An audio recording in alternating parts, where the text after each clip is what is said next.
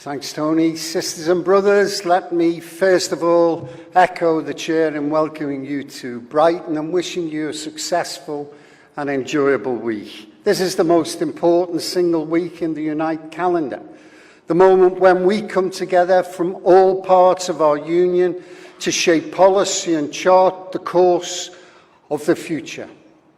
We come here in good condition, you can tell that, because of the amount of attacks our union has been subjected to in the mass media. The elite in this country have cause to be worried, and we are one of the names they fear most, and they have reason to.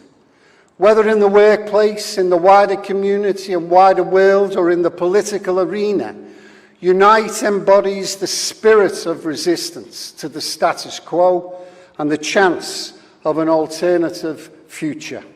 Our work day in and day out proves it. And let me share some highlights and start with a big number, £35 million.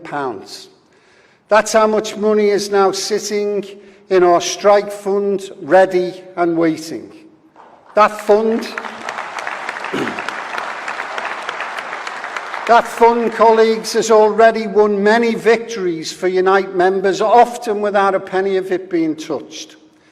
The mere fact that we are willing as a union to set aside so much money to win justice in the workplace is enough to bring employers to their senses.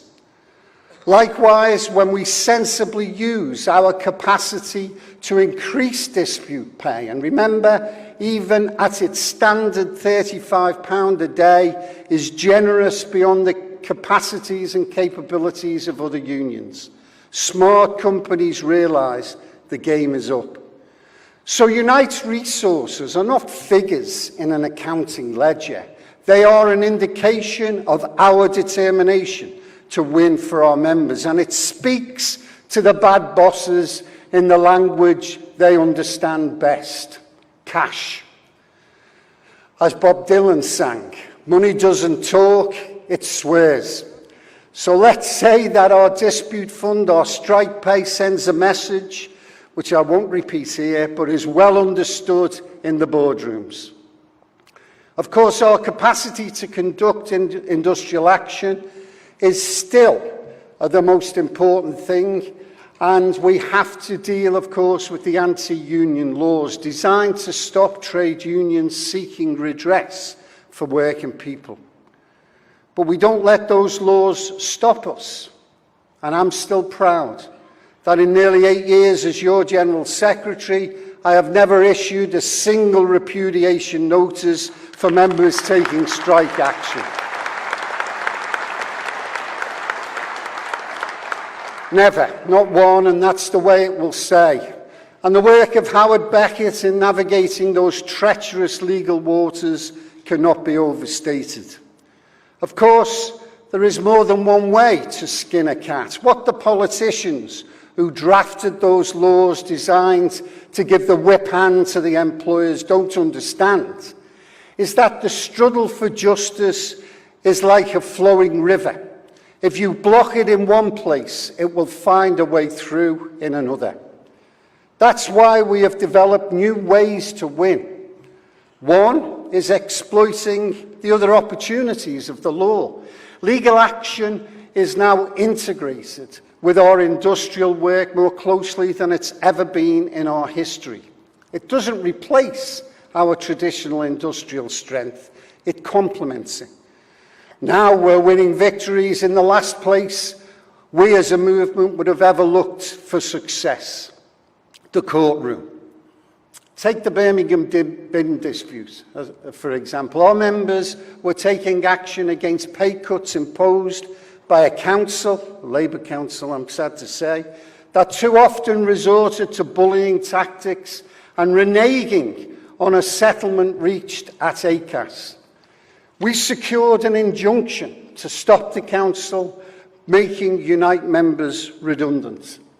And that was key in forcing the council back to its senses and securing a victory for our members on all of the key issues in the dispute.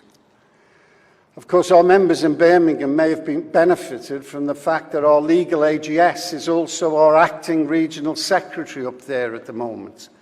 But rest assured, the outstanding work of the legal service department does not stop at the boundaries of the West Midlands.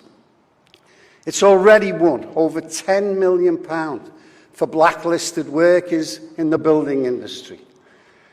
No sum of money can, of course, overcome the injustice done to those workers whose lives were wrecked by the evil blacklisters. But this is a big step towards righting the wrong, and certainly more than any other union could achieve. And from air quality on airlines through to holiday pay, from Argos to Ineos, our legal team has been on the front line for Unite members, fighting and winning. Likewise, with our development of the Work Voice Pay strategy, launched at the last policy conference with Sharon Graham, she'll update you on this later, coupled with our imaginative and sophisticated leverage strategy, we are blazing a trail for the trade union movement, not just in Britain and Ireland, but around the world. Indeed, trade unions from 12 different countries have beaten a path to Sharon's door to learn just how we've been able to deploy these new campaigning tactics to win for workers in situations where conventional industrial action is impossible or unlikely to be effective. I'll tell you this, colleagues, if we could charge for a Sharon consultancy fee, we'd be even richer than we are. But we don't put a price on solidarity. It's not surprising that other unions want to learn from Unite leverage, given that it has led to 10 straight victories, enough to panic the Tories into setting up the failed car review to try to put a stop to it. In recent times, it's been used to support Unite disputes in Bromley, Portsmouth and elsewhere, and will continue to build on it as a key part of our industrial arsenal. Your union has also developed as the most powerful lobbying and campaigning force in the trade union movement. Just ask our members at Bombardier, whose whole future was threatened by US protectionism. Transatlantic Unite campaigning, led brilliantly by Steve Turner, pushed even our government, fawning on Trump as it usually does, into pressing Washington into a U-turn, saving skilled jobs in Belfast. Campaigning, and once again, winning. Now, I read in the press that strike action is going out of fashion. That may be true elsewhere, but not in our union. Over the last 2 years, we have held more than 300 industrial action ballots, with over 90% winning significant successes for our members, often without needing to activate the mandate. You know, we don't seek confrontation. Most of the time, as you know, we deal positively with our companies, but we are afraid of no one and will always take on bullying bosses. Take a look at what is happening at TGA Fridays at the moment. The first ever strike by waiting staff in a restaurant for a generation.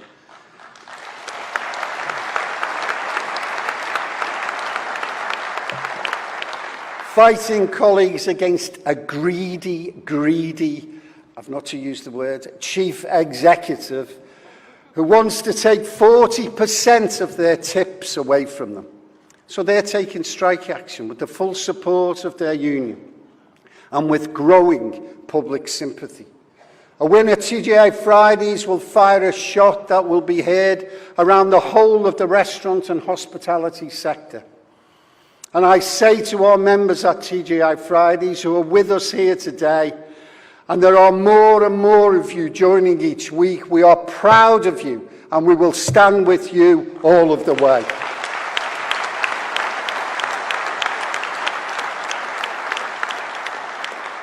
Sisters and brothers, the two words above me here express one idea, If we are winning, we can keep growing. And if we are growing, we will find ourselves winning still more often. That's why our 100% membership campaign has been so important. We are nearly 90,000 members bigger because of it. And it's why we are directing resources once more back to greenfield organising, focusing on the energy and construction sector. At the moment, 10,000 new members have already been organised as a result. You know, organising in construction is, of course, one of the toughest challenges we face, given the nature of the industry and the labour force there. It can only be made easier by our merger with UCAT last year. Colleagues, this is the first policy conference we have held since Unite became, in effect, the only union in construction, and I'd like conference to join me in welcoming our colleagues from UCAT to the Unite family.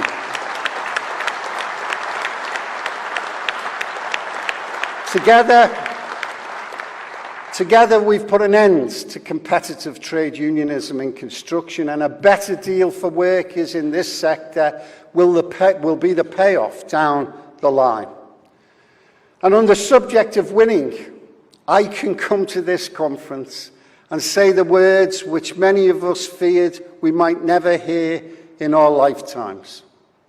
We have union recognition at Ryanair.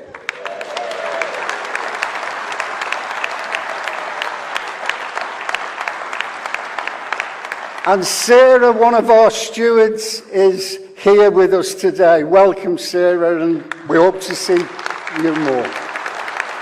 Yes, conference. Yes, conference, even the most entrenched anti-union employer can be brought to see sense and understand that cooperation with unions is better than confrontation. So I welcome our Ryanair members, and we look forward to growing more and more.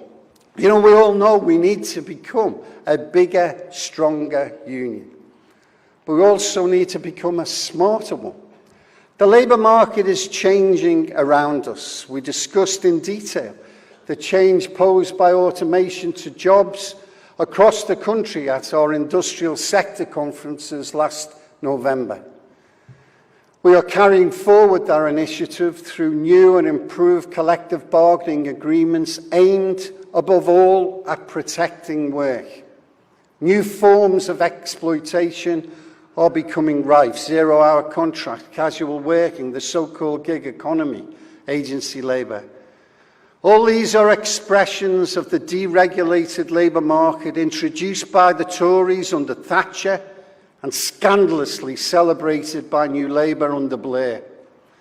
A change of government is critical to tackling these abuses and to bringing back order and decency to the world of work, above all, by ending the scandal of zero-hour contracts. We've never placed all our hopes in the political process. We have to try and organise workers in the here and now. That's why our organising department has produced a detailed, indeed massive report on the gig economy / precarious work, which was presented to our Executive Council last month.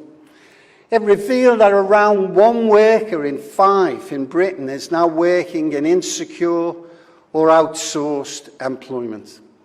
There is no easy way to organise in this environment, no magic wand, and we're not going to spend millions chasing will-o'-the-wisps.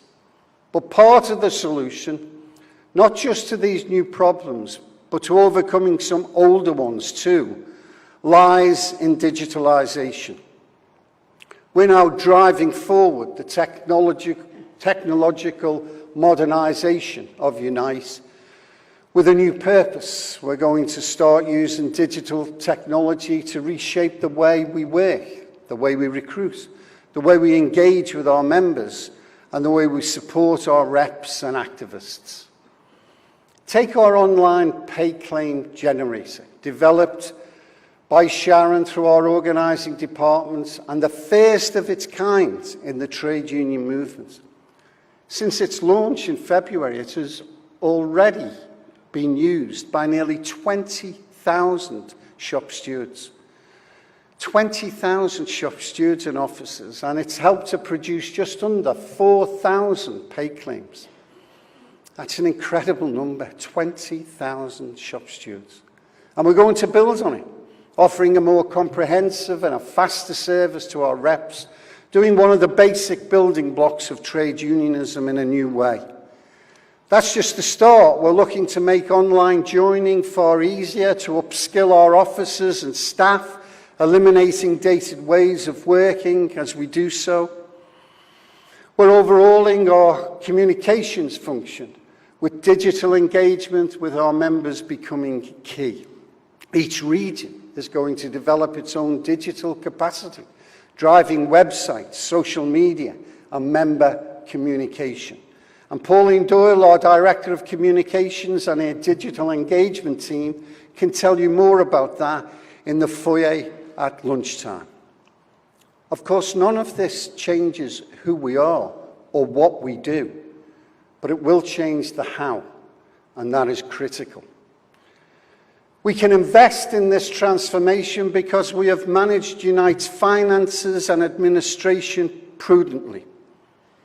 We have now restored our employees' pension fund to full financial health several years earlier than anticipated, saving up to £50 million of members' money. We've kept staff and officer numbers within our guidelines without allowing any fall-off in services to members. When we say our priority has been frontline support, that is not just words. It is what guides the Executive Council and myself every step of the way. Now, sisters and brothers, it would be very easy just to come here and tell a sunshine story. Easy because we have so much to be proud of. But we all know that's not the whole story. We have challenges unaddressed, problems unsolved. And our policy conference is the place to talk about this frankly. We have too few activists relative to our overall membership. We have too few activists doing what we want. Activists, men and women like you here, are vital. Strong branches engaged, representatives committed, active committees are not just important to the union, they are the union. Without you, there would be no union. And we need more of you. We cannot allow apathy to grow like Japanese knotweed in our union garden. The level of involvement in our elections is far too low, something that archaic and undemocratic balloting laws have a lot to answer for, but not everything. Too many of our committees are struggling to fill available places or sometimes give themselves a real sense of purpose. I know the pressures on facility time in many companies, and in particular in the public sector. We know the other demands on our members' time, the difficulties generated by insecure work and the years of austerity. But we must remain a members' union and never allow Unite to become an organisation where an inflated bureaucracy treats the members as customers rather than custodians of the union.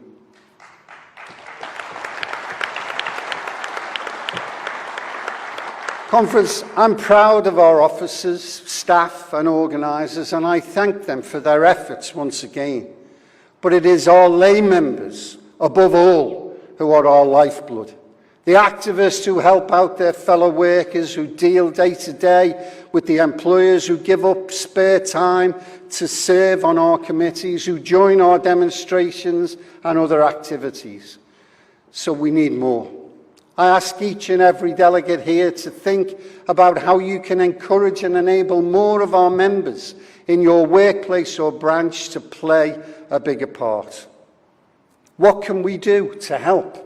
to encourage more young members to see the union as important to them, to break down the barriers to participation for women and black members in particular, and look at the agenda of every committee. Does it really allow members to address the burning issues of the day, industrial and political?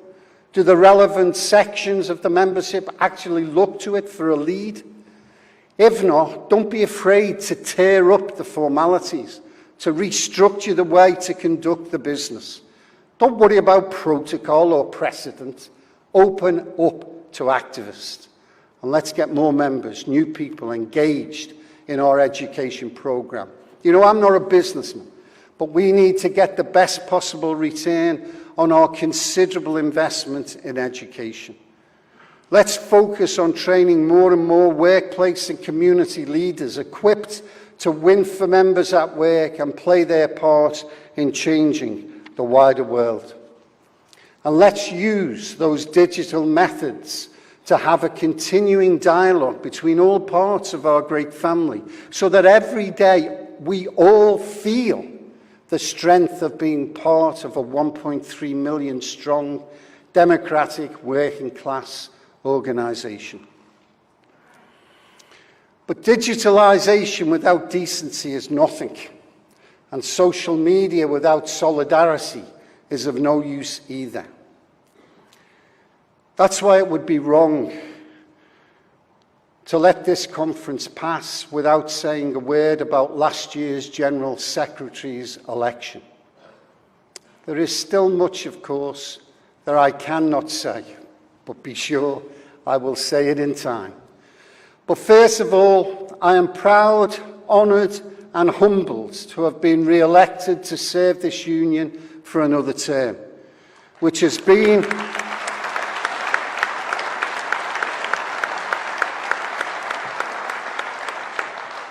It's been at the centre of my life for 50 years, and I will serve you to the utmost of my strength, all our members, no matter which candidate they voted for. But none of us can take any comfort from how our union was portrayed in that campaign, how the bonds that unite us, despite our differences, were frayed by the way some chose to conduct themselves. We've also heard last week details of the vast extent of interference in our union by organisations and individuals from outside. Right-wing Labour politicians, a mysterious data company providing individual Unite members details worth in commercial terms huge amounts of money, and others pouring money and resources into trying to change Unite's leadership. They saw their chance to take the Labour movement and the Labour Party back to the days of New Labour. They took aim at Unite, but their real target was Jeremy Corbyn. Our members rejected that path, but we have to learn the lessons.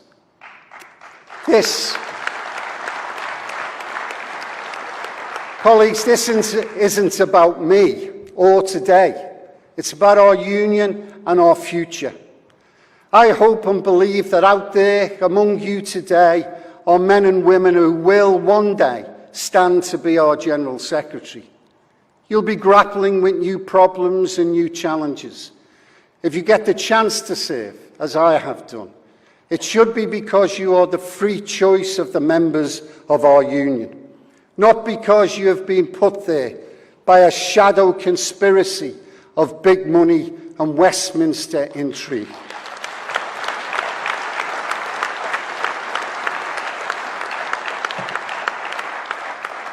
So let me say loud and clear to the tawdry tabloid lie specialists and the shading machine politicians who sought to hijack Unite, get out of our union and stay out.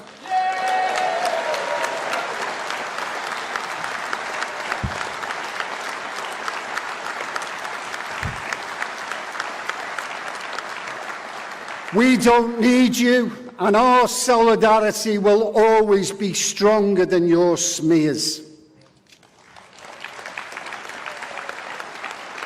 Sisters and brothers, Harold Wilson's most lasting contribution to the book of political quotations was his observation that a week is a long time in politics.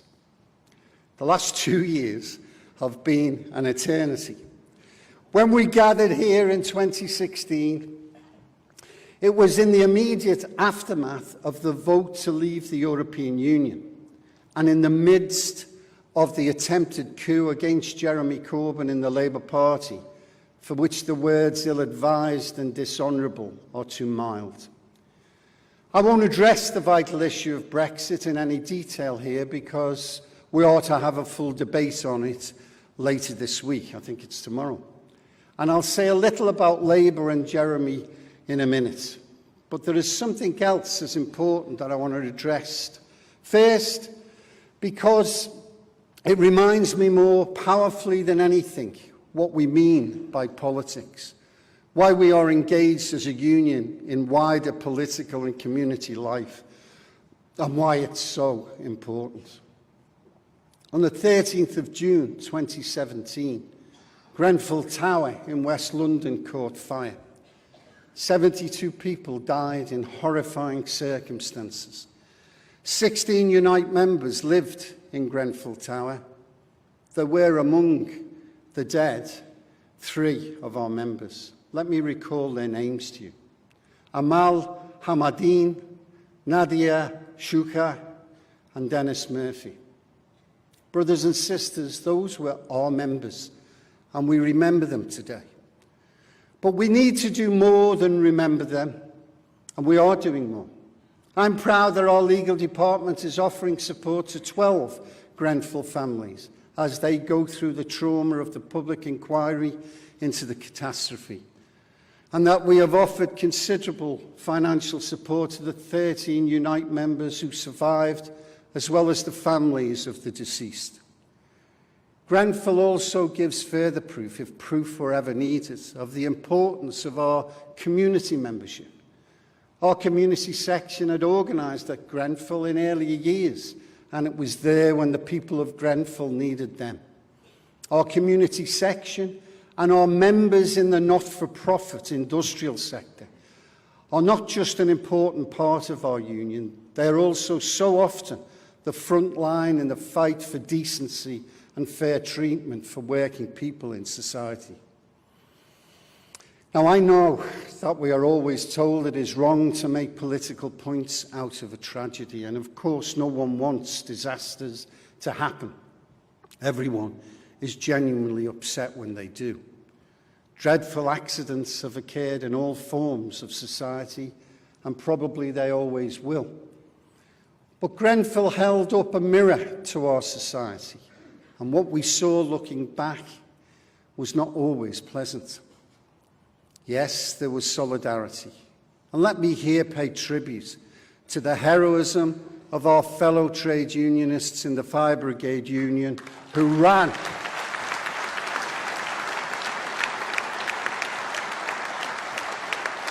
towards the inferno when everybody else was going the other way. And yes, there was the ever-reliable generosity and mutual support of a working-class community facing a severe trial. But Grenfell also tells us a story of inequality, of corners being cut on public housing for working people in one of the richest boroughs in Europe. It tells us a story of the folly of relying on deregulation and competition for something as vital as safety standards and building inspections. And it tells us a story about austerity and the cuts to fire service provisions in London. It even tells us a story about water privatisation,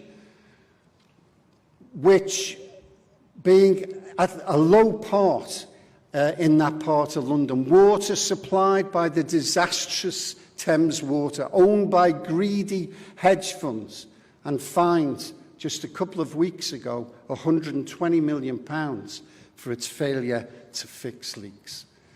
So I have no hesitation in saying that this was a disaster brewed and fermented in 30 years of neoliberalism, privatisation, deregulation and austerity.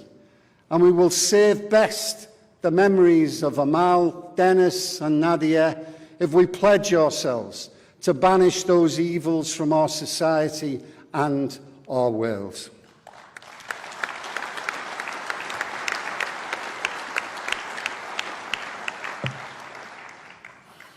There's one further point to make about the Grenfell disaster.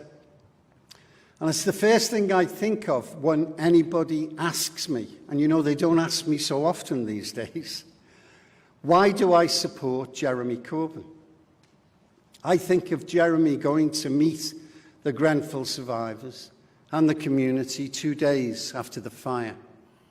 The simple and unaffected way he hugged them, he listened, he didn't pontificate, he just empathised like the decent and honourable man that he is, and I thought, that is why I support Jeremy Corbyn.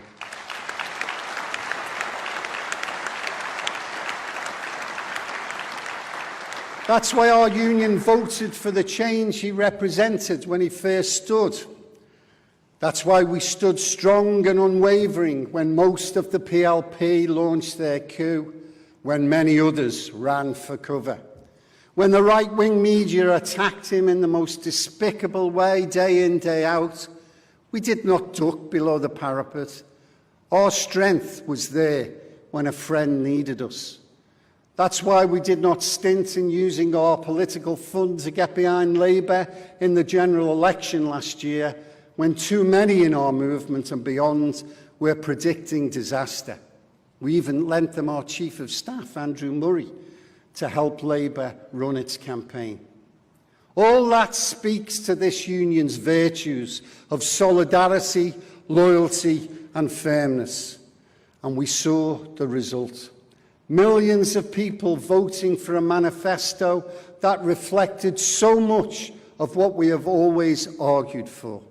Public ownership, ending austerity, funding the NHS, a programme of industrial investment, building 1 million new homes, abolition of 0 hours, £10 minimum wage, student loans abolished, pensioners protected, and much more.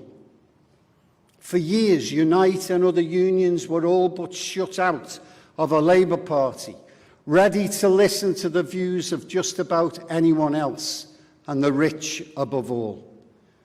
As a result, the party lost votes hand over fist. But as soon as the party adopts the policies needed by working people and championed by their unions, it makes its biggest post-war gain in share of the vote and chooses a leader who stands by those values and those policies. It moves to the threshold of power. There's a lesson here. Listen to the trade unions and you won't go far wrong. So in that constructive spirit, let me say 2 things.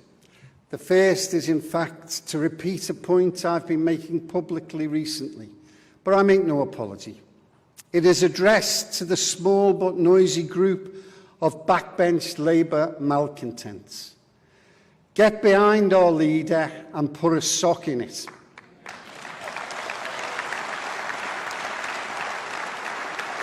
You know, conference, yes, everyone has a right to their own views and to express their opinions. But the only people being served by the constant disloyal sniping, their feral smearing of our party and leader are the Tories. My message is clear. If you disagree with a particular policy, just say so constructively. Otherwise, try saying nothing. My second message is to Jeremy and our comrades in the party leadership. We all know that the next election is far from in the bag. We know that we need to do more to expand our support, including among those who should have voted Labour last year. And it is plain that one problem is a weakness in some industrial areas outside the big cities, among older working class voters in particular. It's vital that any drift away from Labour here is arrested and reversed. Part of the issue is surely Brexit, which of course, as I've said, we'll discuss tomorrow, and I'll save my tuppence worth until then. But there is a broader sense of disconnect between London and the often run down and ignored industrial areas. We reproduce that discontent in our own party at our peril. We have many fine London-based comrades in the shadow cabinet and beyond, but extra seats in London alone are not going to get Jeremy Corbyn into Downing Street. So I say, test every policy against how it is going to play in Walsall and Wakefield, Mansfield and Middlesbrough, Glasgow and Gateshead, in the Welsh valleys and the Yorkshire coalfields. Put the necessity of decent, secure jobs, skilled work at the heart of everything. If you're talking about any policy which cuts against that, it is almost certainly a mistake. Listen to the views of Unite members when we launch our 21st century workplace manifesto. Go to the Midlands and the North and Scotland and Wales to explain how those communities can only recover under a Labour government. That approach overcame any reservations in the last election, and it will do the same and more next time round. And talk the language of progressive, inclusive patriotism that shows how Labour and only Labour can bring Britain together in prosperity and security. Colleagues, we live in challenging and dangerous times, as the recent rise of the far-right Football Lads Alliance, linking with neo-fascist groups, shows. The message from this conference is clear: get off our terraces and get out of our communities.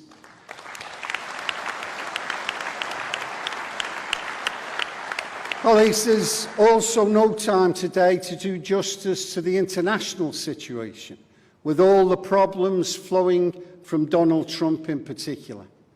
But it would be wrong to let today pass without expressing our solidarity and support to our partners in Workers Uniting in the USA, Canada and Mexico, all of them having to deal with Trump at the sharp end. And a special congratulations to my friend, to our friend, Lopez Obrador, who yesterday won a landslide victory to become President of Mexico. Viva AMLO!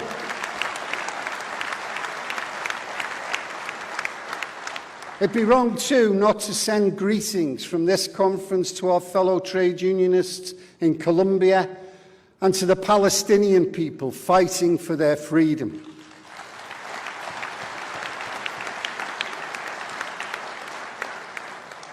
And conference to those Jewish socialists in Israel fighting against the most right-wing of governments. What heroes they are. You know, for a long time, we in Britain have looked for inspiration to the industrial and political struggles of brothers and sisters from around the world. Today, trade unionists and progressives in other lands are looking to Britain to see if our movement can make a breakthrough, develop a real alternative to austerity, and show the path to a better tomorrow. And that is the challenge before us, to deliver on the hopes we have sparked, the expectations we have aroused. If, when, this country does take a better course, it will be, in no small part, thanks to Unite. Our strength and our unity has helped our movement turn a corner.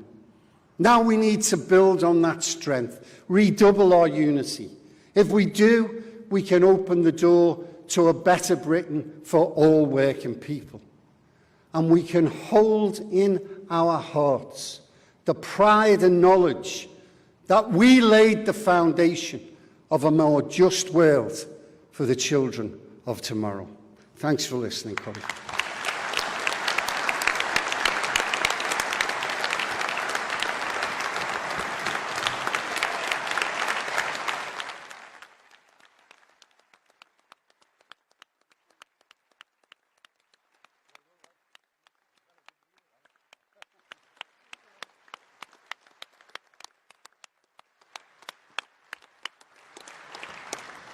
Well, colleagues, I'm sure that speech has got us off to a good start.